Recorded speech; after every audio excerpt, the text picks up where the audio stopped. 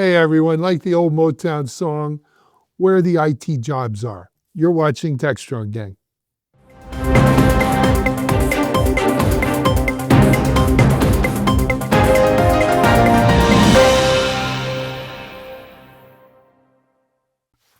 Hey everyone, happy Monday. Alan Schimmel here from Techstrong, and wow, what a weekend. I hope you guys had a great weekend. I had a great weekend. Got to enjoy some of that South Florida weather a little bit. Saw a good movie. We could talk about it, but you probably don't want to hear. What you do want to hear about is what we got to talk about today. And I mentioned we're going to talk about where are the IT jobs. We talk a little about SoftBank and open source LLMs and cybersecurity. Oh my. Let me introduce you to our gang on this fine Monday morning. First of all, he's the newest member of our gang, really. He's genuinely from Austin, Texas. He's a good friend of ours. He can tell you more about himself, but some people call him R2, R squared, Big Lebowski, though he's not wearing his sweater today. My friend Robert Reeves. Hey Robert, how are you, man? It's good to see you. I'm doing well. Yeah, it's getting a little warm for the sweater. And yeah, just super excited to be here. I'm always passionate about developers, open source, and creating jobs through startups. Those are the three things that I care the most about. Good for you. And I know that firsthand. Welcome. Moving on from Robert, I feel like I just introduced her, but that was probably that webinar roundtable we did yesterday, right? Or last week, actually. My time goes. She is the CEO of Deploy Hub, open source defender extraordinaire, board foundation member on several. Our friend Tracy Ragan. Hey, Tracy, it's great to have you on. You as well, Alan. This is going to be a fun one. We have Robert here. Yes, he'll keep it moving. And then finally moving up to upstate New York, where he's still waiting for the Yankee season to start. He's our Chief Content Officer, Mike Rizard. Hey, Mike, just a few more days. Approximately 80 hours, but who's counting? Yep. Who's counting? All right. Guys, let's kick this fine Monday off with a recent article. It was over in Techstrong ITSM about mixed signals on the tech role or tech job front. I have a lot of friends who, for the first time in their lives, are not finding easy pickings getting new jobs. I probably had 3 or 4 people write me last week alone if I knew of any roles open. Good people too. Mike, what's going on here? All right, well, let me set this up a little bit. So CompTIA, which is this industry association, does this regular analysis of statistics provided by the Department of Labor related to IT jobs. Now, it's the Department of Labor, and we all know that, well, there could be some given those numbers, but they're showing that there's an uptick in jobs of about 177,000. Not all of them are in big tech, though. And so that came out. And at the same time, Washington Post has an article noting that those same statistics, which suggest that 25% of all programmer jobs have disappeared, but they made a distinction between programmers and developers. And programmers are people who code, and developers are people who actually create applications. Robert, I know you've looked at all these stories, and I know you've been close to this topic for a while, but what the heck's going on here? Well, thank you, Mike. I mean, look, that Washington Post article about the distinction between programmers and developers. There was a little bit of clickbaitiness to that title, certainly saying that, is this the first bit of evidence we have that AI is destroying computer programmer jobs? And yes, there was a dip. But one of the things that really jumped out at me in the article was that, I guess, paragraph 6 or 7, it starts talking about the advancements prior to AI around DevOps, cloud native, open source. These are things that, certainly Tracy, Alan, and I are at fault for. because this increased productivity for everyone in software. I think that it is way too early to start doing the chicken little sky is falling stuff about AI. I'm reminded of the story in Willy Wonka, the new one, not the original, about Charlie's dad loses his job at the toothpaste factory because he was putting caps on tubes of toothpaste. Of course, you fast forward to the end. Unfortunately, I'm doing a spoiler here. I hope you've seen it, where he gets a job repairing the machine that puts the cap on toothpaste. I do think that there is going to be a massive shift in how we build software, and we really don't know where this is going. The good news is that we've seen these massive shifts before, whether it was virtualized machines, containers, DevOps, and now certainly with AI. We have an opportunity as an industry and also as individuals to improve our skill set. But we are still, our more technical minded folks, our programmers, are still going to have a place to be. It's just companies right now, after a massive hiring boom during COVID, is just correcting right now. And also with some economic uncertainty, macroeconomic challenges, companies are just tapping the brakes. I think that's all it is. I don't know. Alan, jump in here for a minute, but I will add one thing besides that. I mean, I just think a lot of folks are also getting better at copying and pasting stuff so that they're not actually typing. So, let's peel this back, the news here, and you see it running on your ticker. What does it actually mean? Well, IT employment grew by 177,000. That means jobs that have sort of an IT title.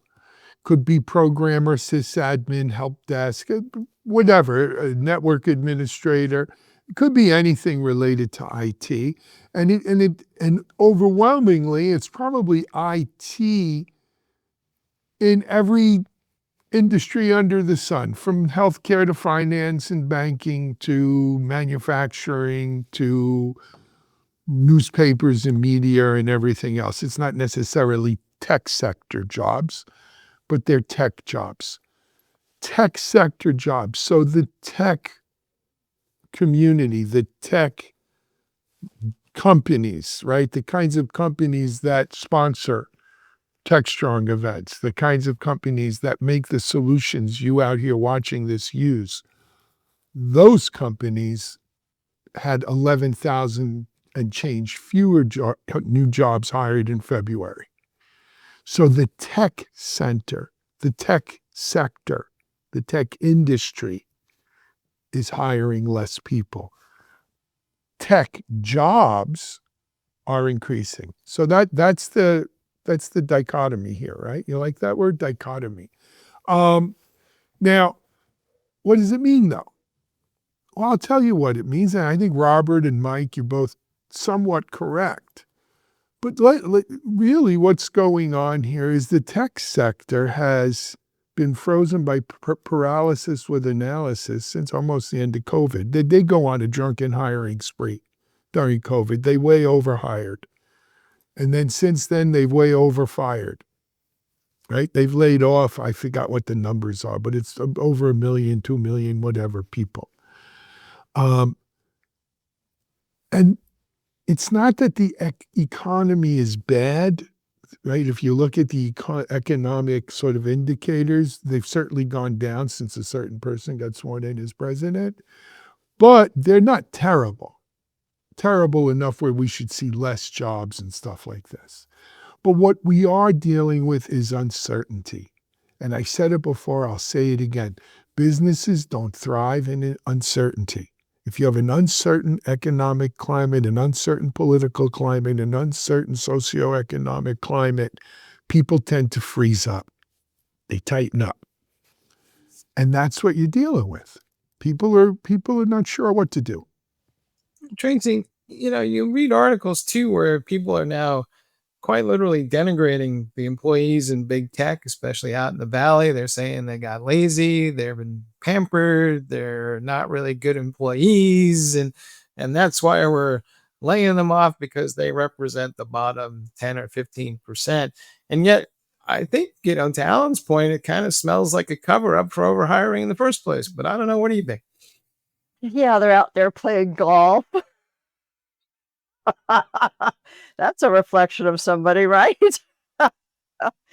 But, when I talk to my open source community, which gives me kind of a, it allows me to keep my thumb on the sort of the pulse of what's happening out there. People are struggling to find work right now. And what I'm seeing is a pivot in skills. So they may have done less hiring, but there are job openings out there that they can't fill because they're asking for skills that have not developed yet, especially around AI. They're looking for this, perfect AI developer candidate, somebody who's had 5 years experience in LLMs, and it's unrealistic, right? And I've seen those job openings, and it makes me scratch my head and say, where are they going to find such a person? So while I know that we're going through a pivot in skills and there are less jobs out there, we are going to see more jobs opening up in these areas, but they're just going to have different skill sets. And the other thing that I'm seeing and hearing is it's so much harder to find work now because of the way hiring is done. AI bots, that try to match resumes. There's a lot of bias in them. They aren't necessarily, the human has been removed, right? The human factor has been removed out of the job hiring process. So we have a whole new world of how to find jobs, whole new world. It was so prevalent in the community that the outreach community of the Ortelius project has started a job seekers webinar program. The first thing we did is we had a individual to come in and teach us all how to update and brand ourselves in LinkedIn, because everybody's using LinkedIn profiles, and developers, they're not writers, they're not storytellers, so they struggle with being able to brand themselves. Our next webinar, we're going to cover, what companies look for. What are some of the tricks you can do in your resume to try to get a better match to the job opening to beat the bots? It's kind of a beat the bots webinar. So I think that there's two things happening. We're having a pivot in skills. People maybe if we're writing in Rust is becoming popular now. You've been doing Python. Now they're going to be looking for Rust developers instead of Python developers. And there is a slowdown. No doubt there's a slowdown in hiring, but I think it's going to be temporary, even with the current administration, as cybersecurity becomes more important. And the private sector has to address this. The public sector's not. And I think that AI is going to create a whole new brand of developers. So we just have to wait, and we have to get skilled up in the meantime, so that we are doing smaller little projects. The Ortelius project, I'm really going to pitch to them that we should start building an LLM, even if we're not going to use it, just so they have some experience in doing it. So there's many things that we need to do as software developers or programmers to make ourselves more relevant, and that's just what we're going through. I'm suspicious of one thing now. Every Monday we publish a post called 5 Great DevOps Jobs Opportunities, right? And so I spend the weekend going through all those DevOps listings, and on average, there's like maybe 6,000 new listings every week related to a DevOps job. Now, some of those are duplicate because somebody updated it or reposted it, but there are thousands of these openings. And what I have noticed, though, is a lot of those openings are no longer in Northern California, but there's a lot more of them in other places, including Florida and Texas and even New York. And there's also a lot of job openings in places like Minnesota. And so maybe people actually have to go move somewhere that they're not in today because, well, that region is not hiring. I think that's part of the problem, right? We've had a mass exodus out of San Francisco. It's too expensive to live there. So now we have developers moving to different places. I mean, Santa Fe, I wouldn't have thought this would be a developer. I thought it was where rich people went to retire, to be quite honest. And we have it's amazing the community that has come from California who has moved to Santa Fe, and many of them come from the tech business, and they're looking for remote work no matter where it's at. So we've gone through quite a shift. I really do believe that, and I think it's going to take some time to settle down. And you know what? The big tech companies have been holding on to cash for a very long time. Let's admit that. Mhm. Well, They haven't done hiring. to your point, just last week I noticed there was a DevOps opening at Los Alamos National Lab. So there you go. There you go. There you go. Well, I will say this, whenever you have a shift in technology, you individuals can go and learn about that technology. And certainly, Tracy, having an LLM and Ortelius, I mean, I think that's great. Just giving the community an opportunity and seeing if it's going to provide value to the open source project. That's awesome. But I do want to caution people that are going to seek to look at where they are kind of missing skills. And I do think it's great to get familiar with maybe building some kind of predictive AI model. I'm working on one myself for sorting Lego bricks so that I can learn about this stuff. But when we're seeking to increase our skills, you are going to get more return for your investment by maximizing the things that you are already good at. And seeking to be the best in that area.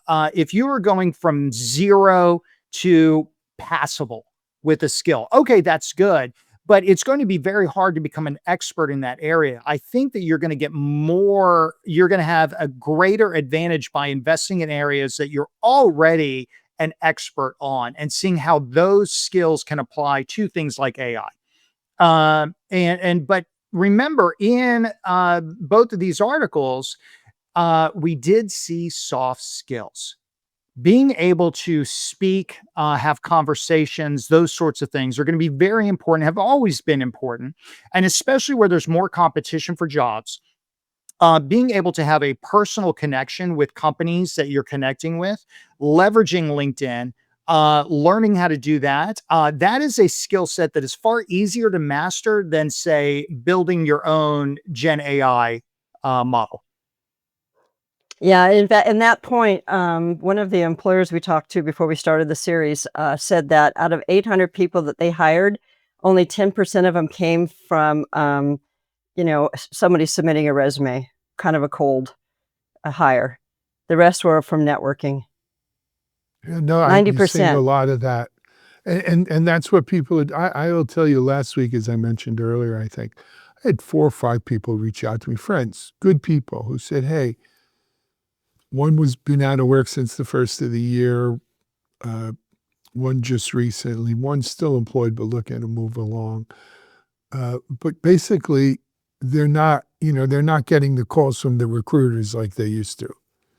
And they're not just popping in with jobs. They're, do you know anyone hiring in this? Especially, I will tell you, in DevRel, right? DevRel has been DevRel's been hit hard. Yeah, it decimated, has. decimated. Yeah. Yeah. But let me just say one other thing. How many people have lost their job because of AI? Anybody? I have a hard time Me too. thinking of Me too. an So individual. I think people using that as a crutch. For real, or because somebody wrote that in a press release? Because there's a difference. Well, I meant for real, Exactly. right? How many I don't people know have of any lost their job individuals. because of AI? Nonsense. In fact, one of our kind of junior contributors, he's been with us for 3 years, but he started when he first started university. His first job was in AI. So it created a job for him right out of school. I don't know. You know what I noticed over the years too? It's like, people are getting hired because they go to a conference and they sit around at a table and they meet a couple of folks, and that's how they network. And there always seemed to be like a lot of cross recruiting going on in any of these conferences I ever went to, including all the ones from the CNCF. And it seems to me, if you need a job, the place to go is any of those conferences in person is a good place to start. And in the universities in India, they really push their IT students to join an open source project, because they tell them it's a good way to get real life skills. You've got to work with a team. You're going to network with companies. Some of these projects are led by the likes of Microsoft and IBM, who have people in there. If you want to network from India with a US company, the best way to do that is to join an open source project and start becoming known, right? And I don't see that coming from, we hardly ever see students coming from US universities. Never, ever. They're not there. And we always have a steady stream of students coming out of India who want to get involved. Interesting stuff. Hey, we got to take a break here on the gang. Let's come back and we'll move over to our B block today, which is SoftBank scoops up a company. I hope that didn't come out of the reserve they set aside to invest here in AI data centers. You're watching Techstrong Gang. Discover Techstrong Group, the epicenter of tech innovation. We're your go-to for reaching IT leaders and practitioners worldwide. Our secret? Impactful content that sparks awareness, engagement, and top-quality leads. With us, you'll access editorial websites, streaming videos, virtual events, custom content, analyst research, and more. Join our satisfied clients. Let's revolutionize your tech journey. Contact us today and tell your story to the world in the most powerful way with Techstrong Group. Hey folks, we're back, and yes, there's a company called Ampere Computing they acquired for $6.5 billion. Maybe chump change in the age of AI, I don't know, but we don't know whether SoftBank, who acquired these folks, is doing that as to meet their commitment to the US or if it's part of some larger plan. But Tracy, when I looked at it, the first thing that did pop into my mind was, holy crap, we want a contract with the US government. Now we got to actually do something about it. And so here's Ampere. But what's your take?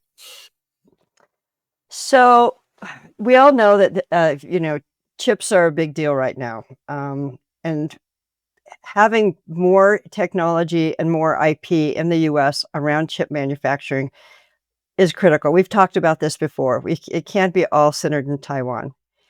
I'm super excited about this story, though, not because of the chips. And the reason why I pushed to get this one is because this company was founded by Renee James, who I've been watching for a time.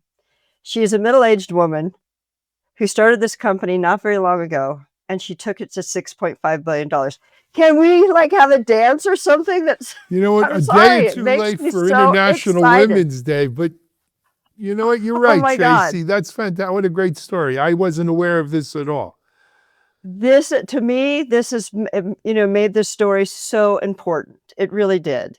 Because we have so many women-founded companies who just women-founded, who are turning into unicorns. So few. And this is a great story about how she did that. And she did it at a very important time. And yes, we do need chips that are going to be more sustainable and that can be more, I guess you could say, energy friendly. So yay. I am so happy about this story. And, Renee James, thank you. Thank you for leading the way and showing women how to do it, and that you don't have to be a young woman out of school who's on potentially a team of founders that is still led by a male counterpart. So to me, this is the big story, is that a woman took this business to this level in the amount of time that she did. And I hope that she gets more attention around it. Great story, man. I will say, good for middle-aged people anyway. It's not just younger, Yes, I youngins know. out there. But a middle-aged woman, last year, 1% of funding went to women in VC. Funding went to women. 1%. 99% is going to men. 1% is ridiculous. It's ridiculous. But she proves that a woman is worth being investing in, right? Well, I hope after this exit, she takes some of her winnings and starts a venture capital fund and corrects that. I can imagine no better person to invest in startups and hardware than her. As an operator and as a founder, she knows what it takes to build and grow companies. And I hope that that's what happens next. I'm a little concerned that the cost of startups in the age of AI is going to be prohibitively high. And so there might not be as many startups because, you're going to see companies now require $2 billion is the ante just to get started. I mean, how? Well, that's if they're looking to create their own LLM or models and so forth, training. You know what, Mike? That's frankly an argument I heard when the web first came out, when the cloud first came out, and it's always that high barrier to entry. And the high barrier to entry is always either advanced technology or advanced funding, one or the other, right? But on the other hand, no VC wants to invest in a company that anyone can duplicate. So they do want high barriers to entry. But let me mention something, and I'm not going to get on my soapbox here.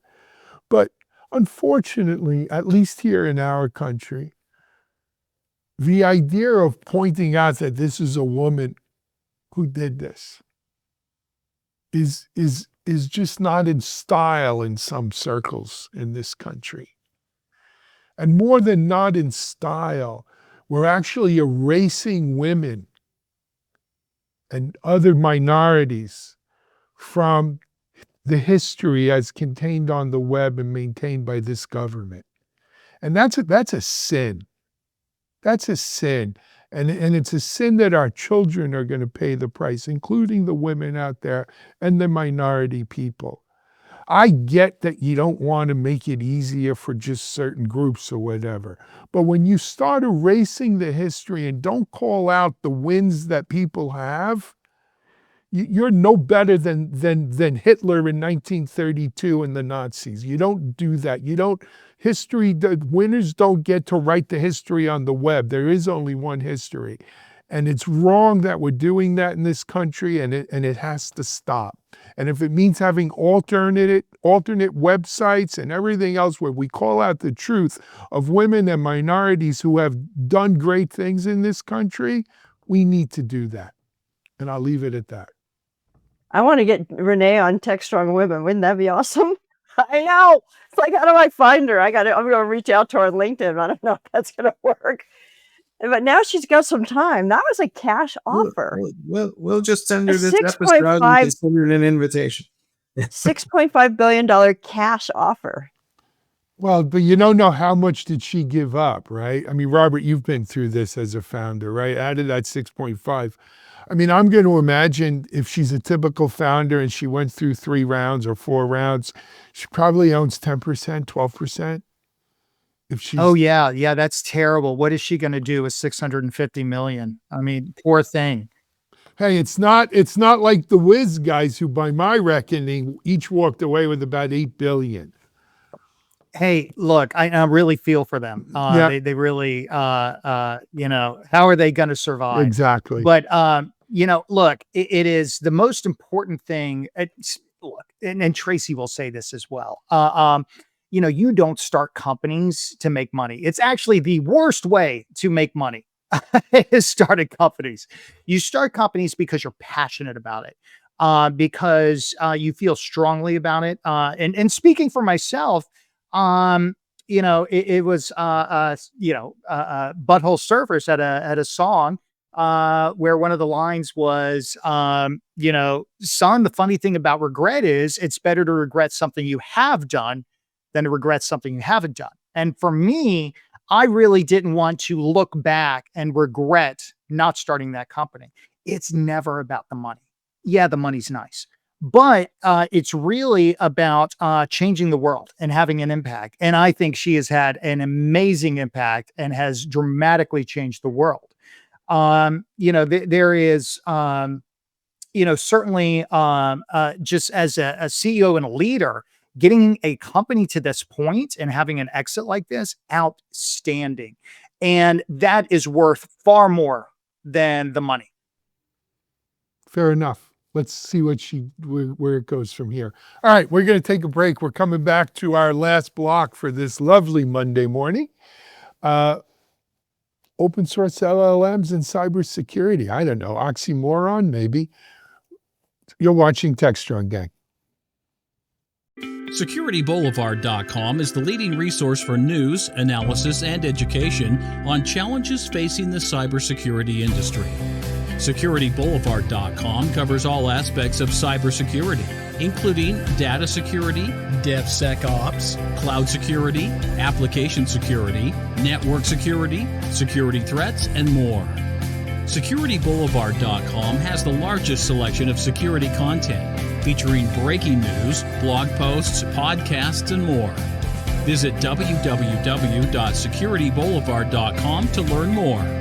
SecurityBoulevard.com, home of Security Bloggers Network. Hey folks, we're back and we're talking about Trend Micro, which made a move to open source its LLM that it built on top of the Meta LLM, and they trained this specifically for cybersecurity purposes. And their argument is that, well, if everybody's going to go build an LLM for a specific use case, we should just do one for cybersecurity that we can all share. And they're arguing it's a deep seek moment for cybersecurity. Alan, I know you've tracked this space for a long time, but what do you make of that argument? Can you say me too? I mean, I just like, all right, good for you, Trend Micro. I think what they're really trying to get at, though, is that they're throwing in first. They'd like to see other cyber companies throw in. We'd like to see, maybe this is something like the Linux Foundation, OSSF, should really be taking charge of, right? Which is a cross-industry, single LLM for all things cyber. Because having it just be in this case, Trend Micro, or in another case, Palo Alto or whatever, having it by individual companies is just balkanization, right? And, my LLM's bigger than your LLM. But if we could do an LLM cross-industry managed by some sort of foundation, will it help? Maybe. I mean, it's going to do, the old saying, quality in is quality out, and not quality in is not quality out. Some people use a different word for not quality. But that being said, there's so much details in there. And quite frankly, good for Trend for doing this. I applaud them. But this is really something that needs to be taken up by it's more than a single vendor. It really screams for an OSSF kind of involvement. All right. Robert, do we need another foundation? Come on, there's no shortage. Well, all right. Hold on, Alan. Like, before you start congratulating Trend Micro, let's kind of get into that press release that they put out about this. First of all, this is not open source. The data is not open. It is free, but free as in beer. It is not free as in freedom. People cannot take this and improve this. You cannot look at how it was built and seek to change it for your uses. It's just free usage. This is shareware. The other thing is that look at the licensing. They call out explicitly in the press release, you cannot use this if you're building a competitive offering to anything that Trend Micro offers. This is the Llama license that Meta came out with. And so it is not open source. It is certainly free. But if you really look at what it's doing, they train this on Trend Micro data. And things that they have offered, like, okay, look for this on this compute instance, look for these things at the network. And so it is balkanized. This is very specific to Trend Micro. And honestly, I think that this is a strategy to do two things. One, certainly, yes, we're doing it too. But second, this is, it identified lots of issues. You need to fix it. Here, fix this with Trend Micro products. Now, I do applaud them with that. For a go-to-market strategy, brilliant, big fan. But if we're going to start saying it's open source, bullshit. It is not. Now, certainly, Alan, to your point about a foundation and those sorts of things, Right now, I don't think that there's an appetite for companies that would want to fund this. They want to have their walled garden. They want it balkanized. And certainly as for-profit organizations, they're going to do that. I think the answer to this is for certainly Linux Foundation, other foundations to build their own, to do it out in the open, to open source the data, to open source the model, to give updates, and then have people be able to inspect this and show the world what a true open source LLM is.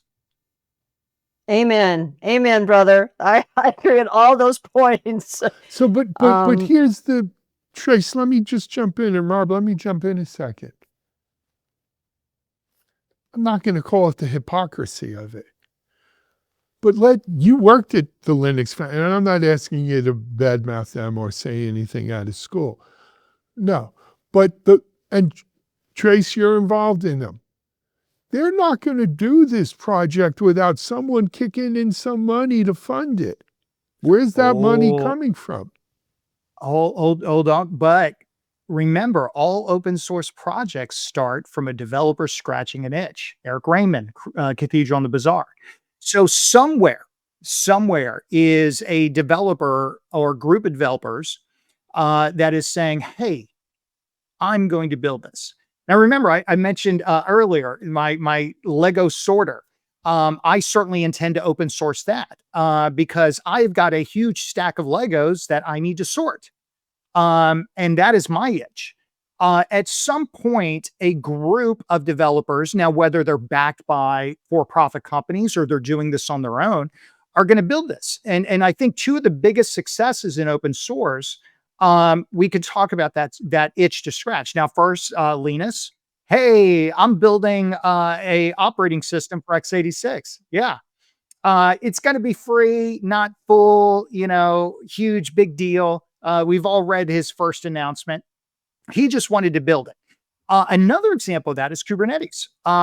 Google saying, hey, we have built Borg, and we don't want to be in the container orchestration business. We want to be in the AdWords business and all their other lines of business. And so they open source that. And so do you think they regret it? I know. I mean, from GKS, they're making plenty of money off of that. And also the improvements that happened to Kubernetes that benefited Google Maps, Gmail, all this other stuff, where they can make money off of that and not just selling Kubernetes, which they are with GKS. They're doing fine. I don't think they regret it at all. I think that they think that it's a masterstroke. And I think that the rest of the industry would agree. Very appreciative of, I think AWS is very happy with all the billions that they're making off EKS. But at the end of the day, these itches to scratch can come from an individual just doing it for intellectual exercise, or from companies seeking to take kind of non-differentiated technology and having the whole industry work on that, and then they can work on the higher order value add stuff. This will happen. That's the most compelling thing about this conversation, is that LLMs are rapidly becoming undifferentiated value. I mean, the difference between the one that Trend Micro puts together and 4 other companies put together is marginal. So economically, it's time to just pile in together. And that's the point I was making, Robert. I was not calling out Trend Micro for an attaboy. You know what I mean? I think this is a Me Too thing. And yes, it's not truly open source, right? The LLM, it's shareware, it's a free to use, it's free as in beer, as you said. But it doesn't give you the ability to make it better, to add on, to modify. But I think if Trend Micro's heart is really in the right place here, the thing to do is put this LLM into a foundation and call on others to join in on it. Well, why don't we just say, why don't we just say, okay, first of all, I want to just a couple of points here that were made. Number one, there's both Alan and Robert are right to some level. Open source projects, many of them, most of the big ones, are now being driven and provided by big companies. I seldom go into any of the Linux Foundation's meetings where somebody has changed jobs and now the SIG or the open source project has to go through some kind of rigmarole to, get somebody else involved, because they're being paid to work on these open source projects. Literally, Ortelius is probably one of the only ones that we have just driven this product by sheer open source contributors. The problem with Trend Micro and this particular new release that they're talking about is that it has no governance around it. And I do believe that if you're going to consume open source, you better consume some open source that has proper open source governance around it. It has a board, it has a community, and that's not what Trend Micro is doing. So I agree with Alan that it should be put into a proper open source, foundation, whether it be Apache, Eclipse, or a new foundation that covers LLMs, right? Which, however it works.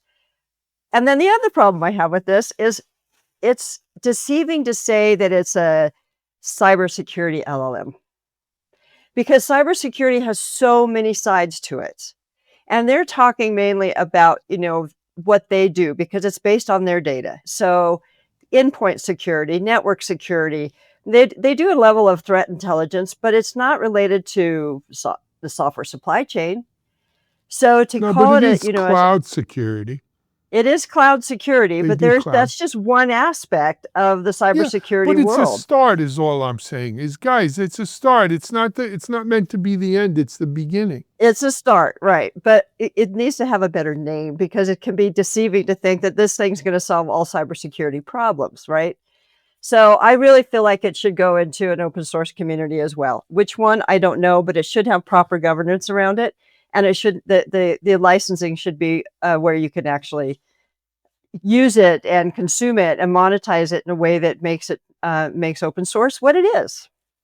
All right. Well, hopefully this is the end of the beginning, and we'll see where we go from here, right? Well, speaking of the end, this is the end of this Techstrong Gang. I got the last word again. Yes, you did, Tracy. Hey, everyone, just a reminder, this is not the end of Techstrong TV today, though, because it's just the beginning, right? Techstrong Gang always leads off our full day of coverage on Techstrong TV. So we still have probably 2-3 hours worth of great content for you to watch. Stay tuned if you're watching this on our Techstrong TV network. If you're just watching this on demand on YouTube or Techstrong.tv or one of our websites, do head over to Techstrong.tv or log in every morning at 9:30 on Facebook or LinkedIn or YouTube or any of our sites, and you can catch the whole stream. Or you could go to Techstrong.tv and just click on the individual segments that you're interested in. Anyway, Robert, Tracy, Mike, thanks for joining today. Thank you for watching. This is Alan Schimmel. This is another episode of Techstrong Gang. We're out of here.